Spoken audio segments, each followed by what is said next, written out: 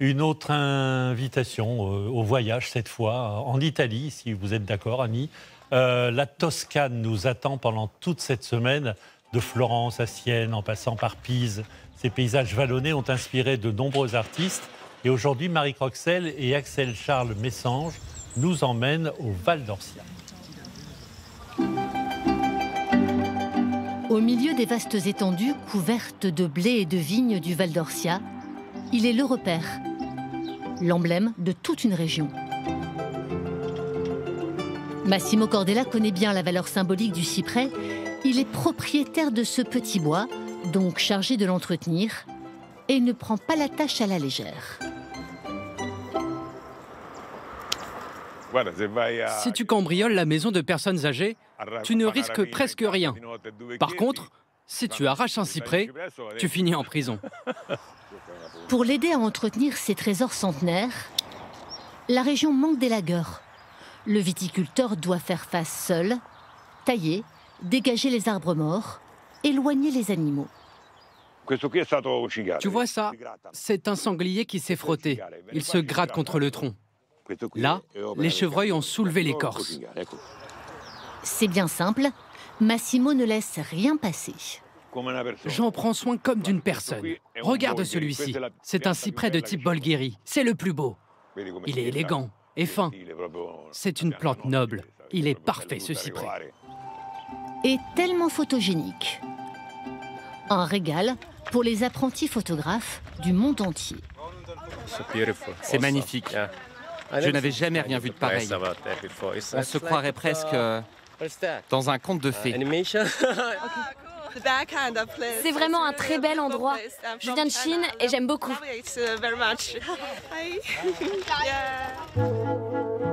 C'est sans doute depuis les remparts de la ville de Pienza, un peu en hauteur, que l'on embrasse le mieux le Val d'Orcia. Au XVe siècle, le pape Pie II, nostalgique des paysages de son enfance, avait même pensé y établir sa cour. À défaut, il l'a transformée en ville idéale de la Renaissance. Si vous remarquez, il y a des bancs de pierre autour des palais parce que le pape voulait que les gens pouvaient s'asseoir et jouir de cette ville. On voit encore les enfants qui jouent et les habitants qui profitent de cette ville. Ce n'est pas qu'un monument à visiter. Et partout, invité dans la ville, la nature. Si on se met aux deux côtés de la place, on voit la nature, on voit le Val d'Orcia et de l'autre côté aussi. Donc le regard court presque jusqu'à Rome. Rome, c'est justement l'objectif de ces marcheurs.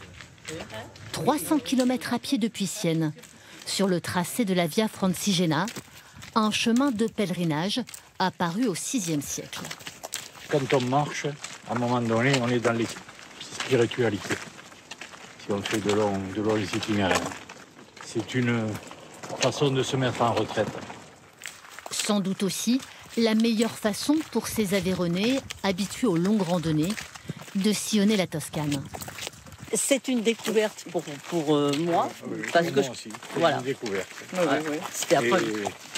Belle découverte. Alors une langue qui paraît facile avant de partir, et puis en fait on ne comprend rien.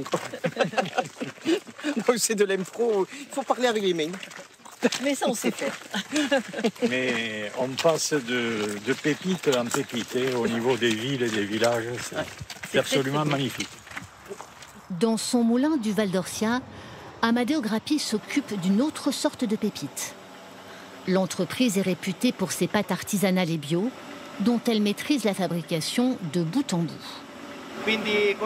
Cultiver et transformer ce blé en farine et en pâte, puis les vendre partout dans le monde me rend fier.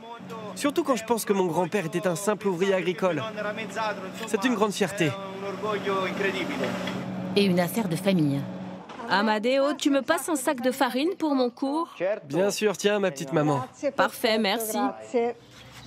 Sa mère donne volontiers des cours de cuisine dans le jardin de leur maison d'hôte, juste à côté du moulin.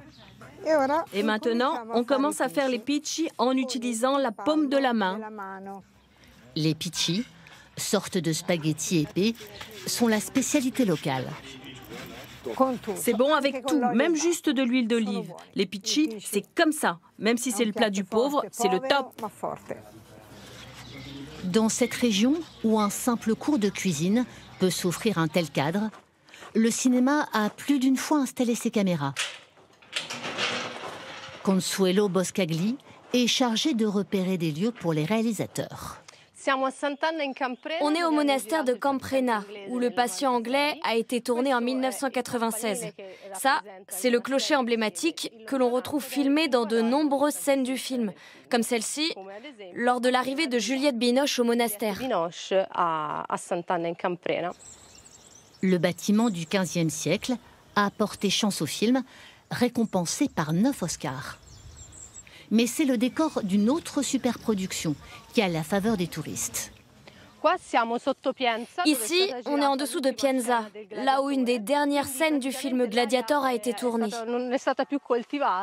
Ces champs ne sont plus cultivés car trop piétinés par les touristes pour pouvoir encore donner des céréales. Pour ces amoureux, ce n'est pas du cinéma. Mirella et Denis se marient le mois prochain. Un peu de romantisme à l'italienne pour une lune de miel avant l'heure.